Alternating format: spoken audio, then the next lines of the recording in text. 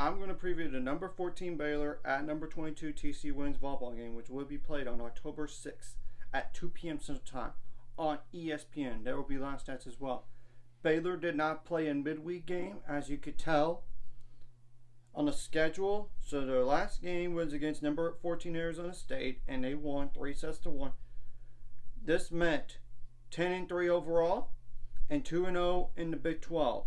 While TCU actually played a midweek game against Houston at Houston, and they had to survive 3-2. But I will say that Fitz said was not close, 15-7, and TCU did win the first 2 sets, but they let Houston right back in the match by losing the next 2 sets. So I'm just saying that as a point of reference when you look at the box score here, and they're 10-3 overall, 2-1 in the Big 12. So what are some players to keep an eye on for TCU? Alice Volpe, Volpe, number 0. And I'll put that in the description below so y'all can see. And I apologize for looking down because I cannot memorize all this stuff here. A 5'6" defensive specialist / libero. That is a freshman. 1 kill on 6 attempts, 15 assists, 3 service aces, 9 service errors, 11 receiving errors, 104 digs. That's it. Now, Alexis Roberson, number 1, is the next player to keep an eye on. A 6'3" middle blocker. That is a redshirt sophomore. 57 kills on 135 attempts with 18 attacking errors, 5 assists, 12 digs, 36 blocks. 2 of those are solo, 3 blocking errors. I might as well just go over Evan Hendricks, number 2. A 5'9" outside hitter that is a freshman in case she does play. It's like 19 sets all year. After that, everybody else I'm going to mention played every set or nearly every set. So just let y'all know. 9 kills on 24 attempts with 3 attacking errors, 1 assist, 4 service errors, 5 digs, 5 blocks. 2 of those are solo. So the rest of the number 4 is the next player to keep an eye on, is Sarah Sylvester. A 6'3" middle blocker that is a junior.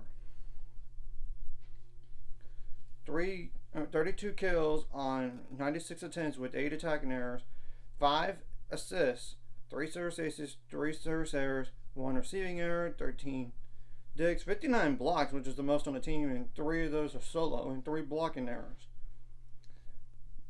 Now, Jalen Gibson, number 5, is the next player to keep an eye on. A 6'2" outside hitter that is a junior. 156 kills on 393 attempts, which is the second most on the team. 50 attacking errors, though. 13 assists, 8 service aces, 17 service errors, 6 receiving errors, 137 digs, which is the most on the team. 24 blocks, 2 of those are solo, 2 blocking errors. Then there's Becca Kelly, number 11. 6'3" outside hitter. That is a redshirt freshman.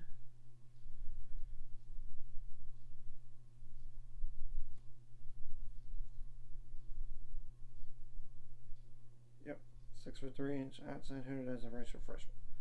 122 kills on 293 attempts with 56 attacking errors, 4 assists, 1 service ace, 5 service errors, 2 receiving errors, 36 digs, 29 blocks, 5 of those are solo, and 3 blocking errors.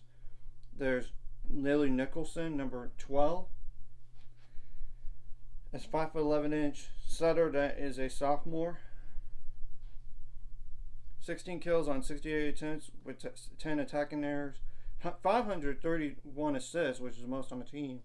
4 service aces, 11 service errors, 1 receiving error, 123 digs, 14 blocks, 1 of those solo, 10 blocking errors.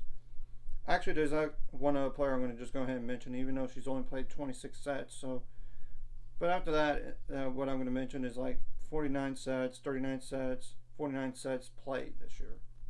So I apologize for deceiving y'all on that from earlier. So Jalen Clark, number 16, 5'7" defensive specialist / libero as a sophomore.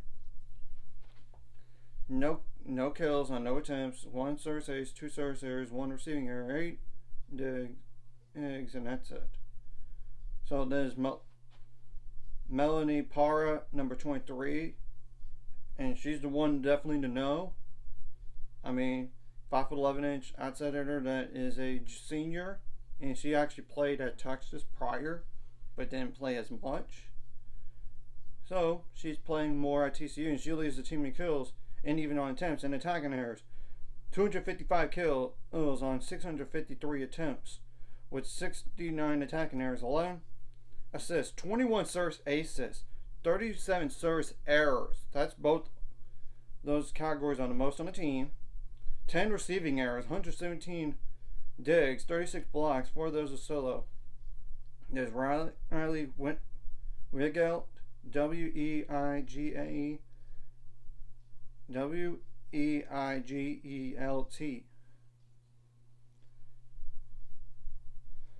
a 5'9" defensive specialist / libero that is a junior. No kills on 1 attempt, 2 assists, 3 service aces, 6 service errors, 17 digs. That's it. Now the last player, you should recognize the last name because her sister played at Baylor and at Wisconsin for that 1 year at Wisconsin. Cecily Bramschreiber, number 35. A 5'9" defensive specialist / libero that is a senior. No kills on 2 attempts, 24 assists, 14 service aces, 11 service errors, 16 receiving errors, 146 digs, and that's it. And that is actually most on the team. And I would dare to say this is a revenge match for Baylor here. Remember last year they lost to them twice at home.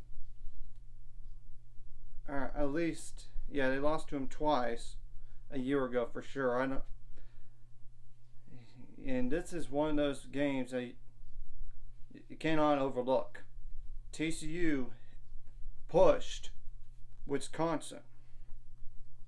I mean, they lost to them 3-2, but they beat Minnesota. But we beat Minnesota too, so you know. And it was a 3-2 win against Minnesota, but it was like 2018 in the fifth. So yeah, like across the board, you gotta make adjustments on the fly. I mean, that's the thing. Not just from set 1 to set 2, set 2 to set 3, set 3 to set 4, set 4 to set 5 potentially. Not that I'm saying this is gonna go 5 sets here. And just you gotta make adjustments throughout the set as well. And I expect TCU to be fired up because this is their opportunity to try to knock off a top 15 team. Just being brutally honest. But you need to come out with energy and not just start fast, but you got to finish strong in sets, especially if you have a set lead. Because that's been a problem at times on finishing sets when you had leads. Yeah, and I would dare to say too, we got to do a better job in the third set because based on the last 2 matches have been really disappointments. And if you have a 1 set to none lead, make it 2 sets to none.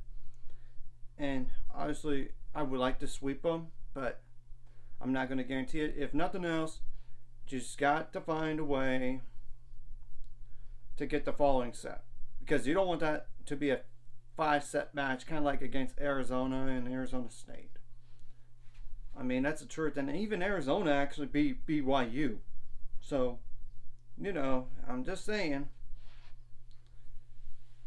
And I would definitely make them uncomfortable with the serving here. You got to serve tough and don't have a ton of service errors, but yet you want to be aggressive. I mean, that's the thing. And make them not pass the ball as well. I mean, and you don't want to have them outdig you necessarily, and you want to try to outdig them. and we got to win those jousting battles up top without committing a net violation. Which, if it's outside the antenna, it's okay. But if it's like on the inside of the net, it is what it is. And I don't care about the officiating. Sure, it might be questionable at times, but you got to move on to the next play and make plays to win. At the end of the day, that's kind of what Arizona State did not do against us. Let's be honest, in that fourth set. You got, of course, you want to be smart with the challenges as well. I mean, that's the thing. You only get so many, and then if you don't have any left, there's nothing you could do. I mean, that's the thing. And try to out-block them and not out-block you. I mean, you got to have your blocking there. And if it hits your hands and it goes out of bounds, on their side of the net, you have to try to readjust your hands a little bit / footwork. I mean, that's the thing. You don't want to have like rotation errors. You don't want to have foot faults, because that's easy points to give up. I mean, that's the worst way to give them up, honestly. Besides, and you got to judge the ball really good and don't let them have so many aces on you as much as possible. And you try to handle the serves as well as possible here, and in order, you got to get some good passing, and try to have some variety, because that way it keeps the defense honest and they don't know where they're going. And obviously, that's like quick transition and give it to the middle. If one thing's working, I would try to attack it as much as possible without overusing it, of course, because what if they're like, oh, they're going to do this? I mean, Jack Frazier at times can't do like a kill on her own just to throw it out in the mix. I mean, that's the truth. And I would not be shocked if TCU does the same thing against us. So you got to be prepared and kind of have like a good sense, oh, they're going to go here. And honestly, they might want to just try to mix it up. But I would dare to say they're going to give it to Para as much as possible based on those numbers. I would dare to say. But Gibson is up there and Kelly's up there for TCU. I'm just saying, because when you look at the last match, Para had 22 kills on her own out of 55 for the team. And literally, it's like the other two players with double figures is Gibson and Kelly. So yeah, you don't want to have blocking errors either. I mean, that's the thing.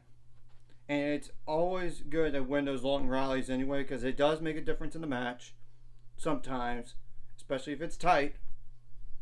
I mean, you just got to find a way to win those long rallies and try to force overpasses and make them play free balls as much as possible. Of course, if they give you a free ball, you need to take advantage of it.